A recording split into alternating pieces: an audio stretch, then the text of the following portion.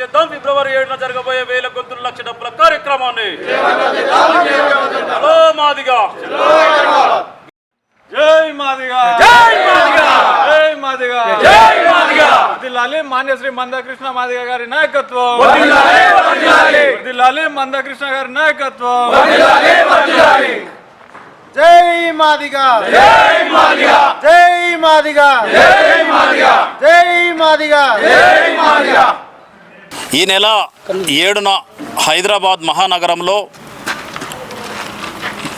మాదిగలు చేయబోతున్న 1000 గొంతులు లక్ష డప్పుల సాంస్కృతిక డప్పులు మరియు పాటలతో మహార్యాలీ నిర్వహించబోతున్న గౌరవశ్రీ మందాకృష్ణ మాదిగ గారు చేపడుతున్న ఉద్యమానికి ప్రతి ఒక్కరూ మాదిగ పుడితే మాదిగ ఉపకులాలు, మాదిగల్లో ఉన్నటువంటి వార్డు మెంబర్ నుంచి మొదలు పెట్టుకుంటే వివిధ పార్టీలలో ఉన్న ప్రజాప్రతినిధులు, వివిధ రంగాలలో ఉన్నటువంటి డాక్టర్లు కానీ, ఇంజనీర్లు కానీ, లాయర్లు కానీ, ఎమ్మెల్యేలు కానీ, ఆఖరికి మంత్రి అయినా సరే మాదిగలందరూ కూడా డప్పు సంకనేసుకొని హైదరాబాద్కు రావాల్సిందిగా గౌరవశ్రీ మందాకృష్ణ మాదిగ గారు విజ్ఞప్తి చేయడం జరిగింది. ఈ ఉద్యమాన్ని ఇంత భారీగా ఇంత ర్యాలీ నిర్వహించడానికి గల ఏకైక కారణం 30 ఏళ్ళ సుదీర్ఘ ఉద్యమ పోరాట ఫలితమే. మొన్న ఆగస్టు 1న సుప్రీంకోర్టు, ఈ దేశ అత్యున్నత న్యాయస్థానమైనటువంటి సుప్రీంకోర్టు ద్వారా ఎస్సీ రిజర్వేషన్ల వర్గీకరణ న్యాయబద్ధమైంది. అది రాజ్యాంగానికి ఏమాత్రం వ్యతిరేకం కాదు. ఎవరైతే కుహనా మేధావులు కొంతమంది అంటారు ఆర్టికల్ 341కు వ్యతిరేకమని, సుప్రీంకోర్టు నిర్వహించినటువంటి అతిపెద్ద రాజ్యాంగ ధర్మాసనం 7 జడ్జీలచే నియమించినటువంటి ధర్మాసనం అది.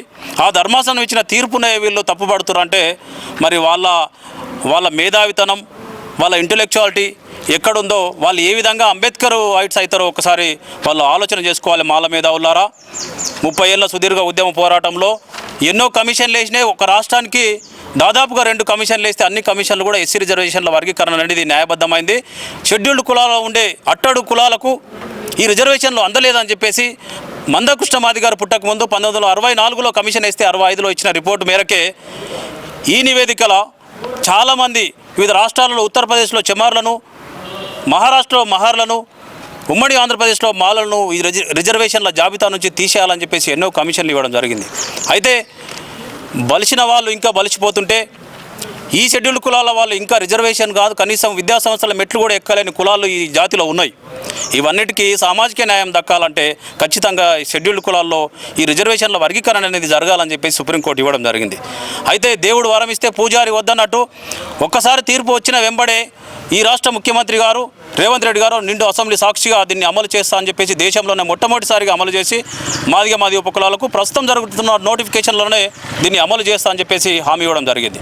అయితే సాక్షాత్తు ముఖ్యమంత్రి రేవంత్ రెడ్డి గారే 2 అడుగులు వెనక్కి వేసే విధంగా మాలలు, వాళ్ళ అందరు మాలలు కాదు, ఎవరైతే ఎదిగిన ఉమ్మడి రిజర్వేషన్లను, ఉమ్మడి దళితులకు రావాల్సిన వాటాలను అనుభవించి వాళ్ళు కార్పొరేట్స్ అయ్యి ఈ ఏదైతే మాదిగ ఉపకులాలకు అందకుండా ఈ రిజర్వేషన్లను అడ్డుపడుతున్నారో ఎవరైతే వెంకటస్వామి కుటుంబం, మల్లు కుటుంబం, వాళ్ళ కుటుంబ కబంధ హస్తాల్లో కాంగ్రెస్, ఇలా రాష్ట్ర కాంగ్రెస్ ఉన్నదన్న దానికి నిదర్శనం. ఎందుకంటే సాక్షాత్ ముఖ్యమంత్రి ఇచ్చినటువంటి ప్రకటన వెనక్కి పోయింది.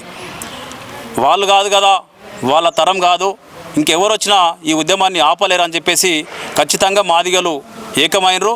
వివిధ పార్టీలలో ఉన్న మాదిగలు, వివిధ సంఘాలలో ఉన్న మాదిగలు ఉన్నటువంటి వివిధ అన్ని రంగాల నుంచి ఏకమై ప్రతి ఒక్కరూ ఫిబ్రవరి 7న ఎవరైతే ఈ రిజర్వేషన్కు అడ్డుపడ్డారో మాలలు, ఆ అడ్డు తొలగించాలంటే ఖచ్చితంగా ప్రతి మాదిగా డప్పు సంకనేసుకొని హైదరాబాద్కు ఫిబ్రవరి 7న రావాల్సిందిగా విజ్ఞప్తి చేస్తూ ప్రతి ఒక్కరూ ఈ జిల్లా నుంచి ప్రతి ఇంటి నుంచి ముఖ్యంగా డప్పు కొట్టనీకి వచ్చినా రాకున్నా డప్పు కొనుక్కొని ఈ సాంస్కృతిక మహా ఉద్యమ ర్యాలీలో పాల్గొనవలసిందిగా జిల్లా ప్రజలకు విజ్ఞప్తి చేస్తూ ముగిస్తున్నా. Thank you. జై మాదిగా, జై మందకృష్ణ మాదిగా.